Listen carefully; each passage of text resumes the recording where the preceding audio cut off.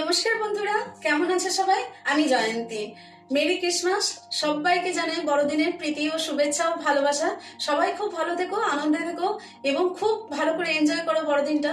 আর এই বড়দিনের স্পেশাল জিনিস হচ্ছে কেক। তো আজ আমি তোমাদের সাথে শেয়ার করছি রিচ ফ্রুট পাম কেকের রেসিপি।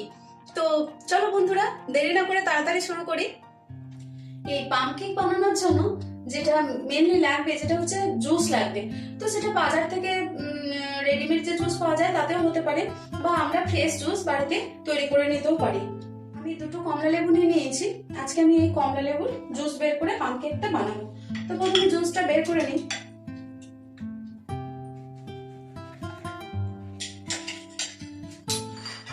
চলো জুসারটা দিয়ে বের করে নিই, হ্যান্ড জুসারটা দিয়ে।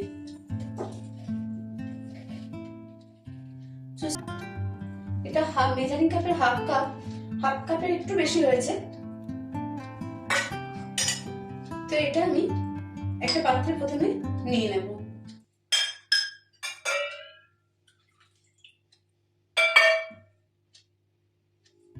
জুস তো রেডি হয়ে গেছে, আর আমি এখানে নিয়ে নিয়েছি কিছু ড্রাই ফ্রুটস। তো আমার ঘরে যা যা ড্রাই ফ্রুটস ছিল আমি তাই নিয়েছি, কিন্তু ড্রাই ফ্রুটস এই আমন্ড নিয়েছি। তো আমন্ডটা একটুখানি ভেঙে নিয়েছি। আমন্ড নিয়েছি 2 টেবিল চামচ, সবই 2 টেবিল চামচ করে নিয়েছি। কাজু নিয়েছি, এখানে টুটি ফুটি নিয়েছি, মোরব্বা নিয়েছি, আর এমনি নর্মাল যে কিশমিশ ওই কিশমিশ নিয়েছি 2 টেবিল চামচ, কালো কিশমিশ নিয়েছি 2 টেবিল চামচ, আর 1 টেবিল চামচ চেরি নিয়েছি। তো এগুলো সব আমি প্রথমে এই জুসটা যেটা বের করেছি অরেঞ্জ জুস, এই অরেঞ্জ জুসের মধ্যে সোক করার জন্য দিয়ে দেব। বন্ধুরা এটা 2-3 ঘন্টা বা 2 দিন আগে থেকে সোক করতে দিলেও হয়, ভালো হয় অনেকটা, কিন্তু এত সময় নেই আমার কাছে, তাই আমি এটা 2 ঘন্টার জন্য সোক করতে দিলাম। বন্ধুরা, পাম কেকের ফ্লেভারের জন্য কিছু মশলা আমি প্রথমে হালকা করে গরম করে নেবো, যেটা আমি গুঁড়ো করবো সেই জন্য আমি গরম করে নিচ্ছি হালকা করে। তো এর জন্য আমি নিয়ে নিয়েছি এই কয়েক টুকরো, ছোট ছোট 3 টুকরো দারুচিনি, 5 পিস গোলমরিচ, ফ্লেভারের জন্য একটু জায়ফল, এই যে অল্প একটু জায়ফল, 4টে মতো এলাচ, আর এই যে 4 থেকে 5টা লবঙ্গ। আমি এগুলোকে একটু গরম করে নিয়ে গুঁড়ো করে রেখে দেব। বন্ধুরা, আজকের কেক আমি টোটালি একদম হেলদি বানাচ্ছি। এখানে আমি কোনো চিনি ব্যবহার করব না এবং ময়দাও ব্যবহার করব না, আটা দিয়ে বানাবো এবং আখের গুড় দিয়ে বানাবো। তো বন্ধুরা, এই পাম কেক বানানোর জন্য আমাদেরকে ক্যারামেল তৈরি করতে হবে। তো যেটা চিনি দিয়েও করা যাবে, যদি চিনি দিয়ে তোমরা বানাতে চাও তাহলে এই অবস্থাতে হাফ কাপ চিনি নিয়ে এই প্যানের মধ্যে দিয়ে গলাতে থাকবে, কিন্তু আমি এটা আজকে গুড় দিয়ে করছি, যার জন্য আমি গুড় নিয়েছি, হাফ কাপ গুড় নিয়েছি। আর এই গুড়টা আমি এবার গুড়ের ক্যারামেল তৈরি করব। বন্ধুরা, গুড়টা ভালো করে দেখো ফুটে গেছে। এই অবস্থায় আমি একটু জল দিয়ে দেবো, একটু একটু করে জল দিয়ে গুড়টা ফোটাতে থাকবো।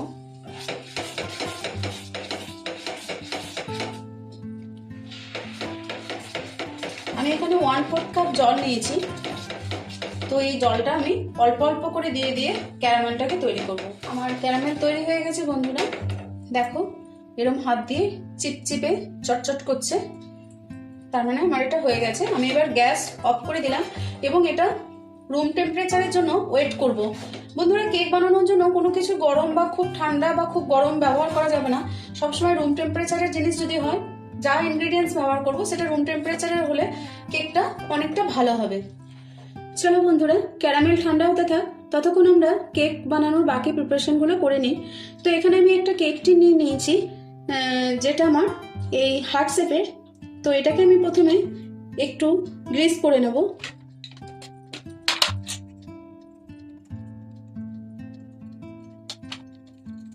এবার আমি একটু বেকিং পেপার এর সাইজে আমি কেটে নেব।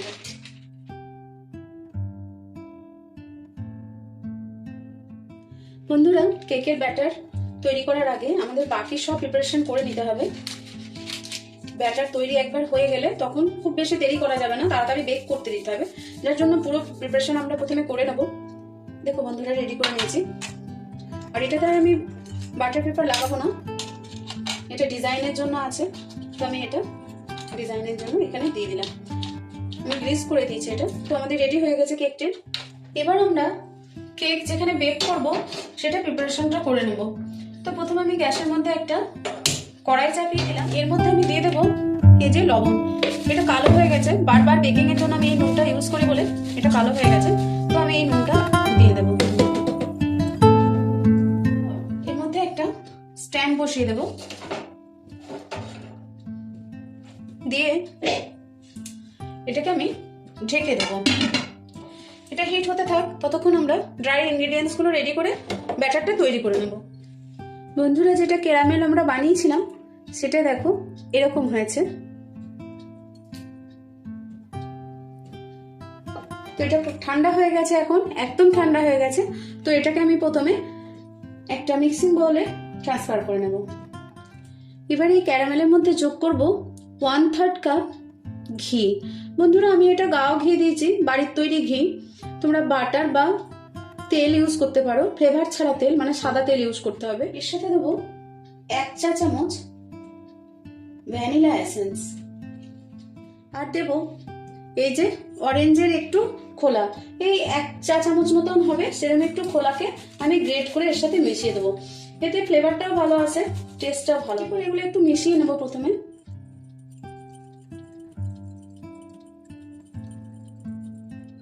মিশিয়ে নিয়েছি, এরপরে ড্রাই ইনগ্রেডিয়েন্টস গুলো এর মধ্যে যোগ করব। তো আমি প্রথমে একটা ছাঁকনি নিয়ে নিলাম। প্রথমে আমি নিয়ে নেব 1 কাপ, মেজারিং কাপের 1 কাপ গমের আটা। বন্ধুরা, আমরা যে আটা দিয়ে রুটি করে খাই এটা ওই আটাই। এবার এর মধ্যে দিয়ে দেবো এই যে প্রথমে যে মশলাটা আমরা ভেজে রেখেছিলাম, এই মশলাটা এর সাথে দিয়ে দেবো। ওটা আমি গুঁড়ো করে নিয়েছিলাম। আর দেবো 2 থেকে 3 টেবিল চামচ মতো এই গুঁড়ো দুধ। বন্ধুরা, পাম কেকের মধ্যে গুঁড়ো দুধ দিলে খুব টেস্টটা ভালো হয়, তাই আমি 3 টেবিল চামচ এখানে গুঁড়ো দুধ দিলাম।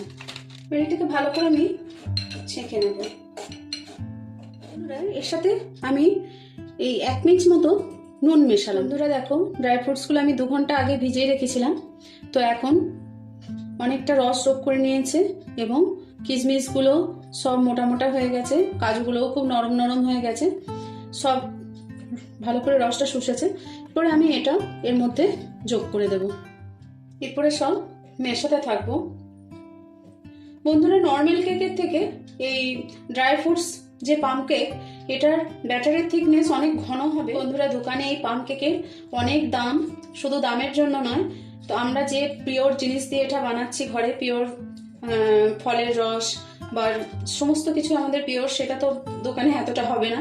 তো তাই জন্য আমি বলবো বন্ধুরা, তোমরা এটা খুব সহজ এবং খুব হেলদি এবং বানানো খুব তাড়াতাড়ি হয়ে যাবে। একটু আগে থেকে ভিজিয়ে রাখতে হবে, এটুকুই যা সময় বেশি লাগবে, তাছাড়া বাকি কোনো ব্যাপার না।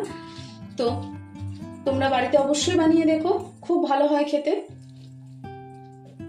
একই ডাইরেকশনে এটা মাখাতে হবে। আমি মাখিয়ে নিলাম, কিন্তু এটা অনেকটাই ঘন লাগছে, তো এর সঙ্গে আমি একটু দুধ মেশাবো এর সাথে। এখানে 1/4 কাপ দুধ নিয়েছি, কিন্তু আমি এটা পুরোটা যোগ করব না, আমি যেরকম লাগবে সেভাবে যোগ করব। প্রথমে একটু যোগ করি, একটু সরসরও আছে দুধটা। এটা রুম টেম্পারেচারের এমনি বয়েল করা দুধ।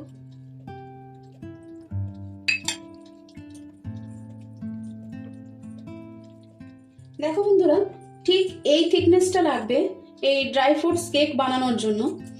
তো ড্রাই ফ্রুটস কেক এই ব্যাটারটা যদি একটু পাতলা হয়ে যায়, তাহলে কি হবে, এই যে ড্রাই ফ্রুটস গুলো দেওয়া আছে এগুলো সব কেকের তলায় গিয়ে জমে যাবে, যার জন্য ব্যাটারটা এরকম ঘন করবে। আর আমি যে 1/4 কাপ দুধটা নিয়েছিলাম ওটা সবটাই লেগে গেছে। কিন্তু বন্ধুরা, বিভিন্ন রকম আটা বিভিন্ন রকমের জল লাগতে পারে, যার জন্য তোমরা এই আটার এই ব্যাটারের যে থিকনেস এইটা দেখে জলটা মিশিও, এইভাবে যেন ঘনটা হয়। এই যে এইভাবে যেন এরকম যেন ঘনটা হয়। কোনো কোনো আটাতে কম জল লাগে, কোনো কোনো আটাতে বেশি জল। আমার মাখানো পুরো হয়ে গেছে। এরপরে আমি আরো কিছু জিনিস একটু অ্যাড করব, সেটা আমি এবার দিয়ে দেব।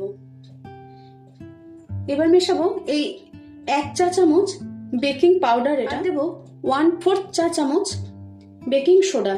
এবার এই যে বেকিং পাউডার আর বেকিং সোডাটা দিলাম, এটাকে অ্যাক্টিভেট করার জন্য আমি দেব 1/2 চা চামচ ভিনেগার।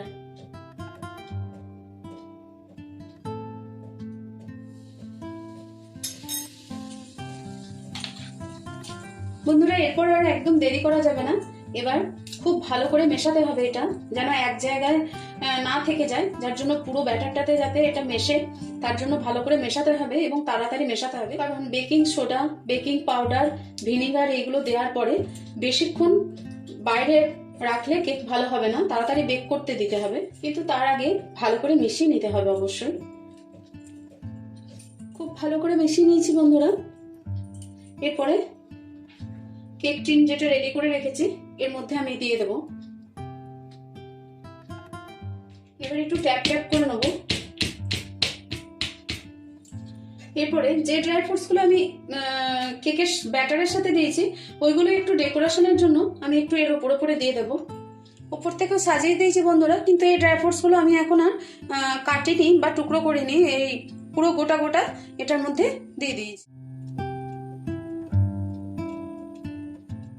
আমাদের কড়াই ভালোই গরম হয়ে গেছে বন্ধুরা। এরপরে আমি কেকটা বেক করতে দিয়ে দেব। বেক করতে দেওয়ার সময় একটা জিনিস খুব ভালো করে খেয়াল করবে, এর উপরে এমন ঢাকনা দিতে হবে যাতে কেকটা যখন ফুলে উঠবে তখন যাতে তাতে টাচ না হয়ে যায়। যার জন্য দেখো আমি এই কড়াইটা ঢাকা দিচ্ছি, বড় একটা কড়াই আছে আমার, যেটা আমি এটা ঢাকা দিচ্ছি।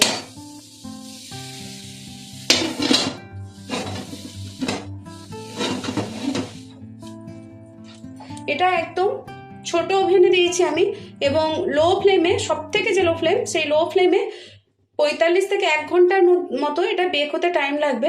আমি এটা 45 মিনিট পরে এসে খুলবো, তার মাঝখানে আমি কিন্তু খুলবো না। 45 মিনিট হয়ে গেছে বন্ধুরা, চলো একবার খুলে দেখা যাক কেমন হয়েছে। বাও, দেখো কত সুন্দর ফুলে গেছে। চলো একটা চাকুর সাহায্যে দেখি হয়ে গেছে না কাঁচা আছে এখনো, একটু লাগছে, হালকা একটু লাগছে। আমি আর 5 মিনিট মতো বেক করব, তারপরে এটা অফ করে দেব। কত সুন্দর ফুলেছে, কি সুন্দর দেখতে লাগছে বলো। 5 মিনিট হয়ে গেছে বন্ধুরা, চলো দেখি। দেখতে তো ভীষণ সুন্দর হয়েছে। তো হয়ে গেছে কেক একদম। এটা ঠান্ডা হোক, তারপরে ডিমোল্ড করে গেছি বন্ধুরা। দেখো কত সুন্দর হয়েছে,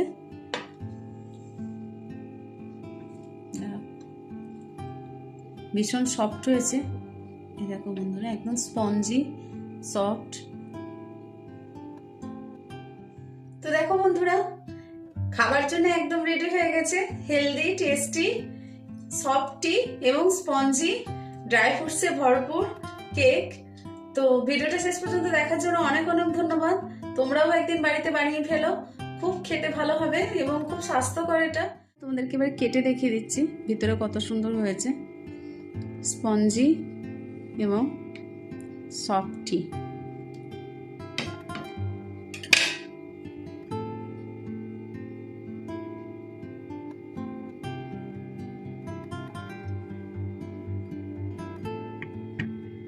সবাই খুব ভালো থেকো, আনন্দে থেকো, সুস্থ থেকো। দেখা হবে পরের একটু ভিডিওতে। আর ভিডিওটা যদি ভালো লেগে থাকে একটা লাইক, শেয়ার, কমেন্ট করে দিও। ফেসবুক থেকে দেখলে ফলো করে দিও পেজটাকে, আর ইউটিউব থেকে দেখলে সাবস্ক্রাইব করে দিও। Thank you.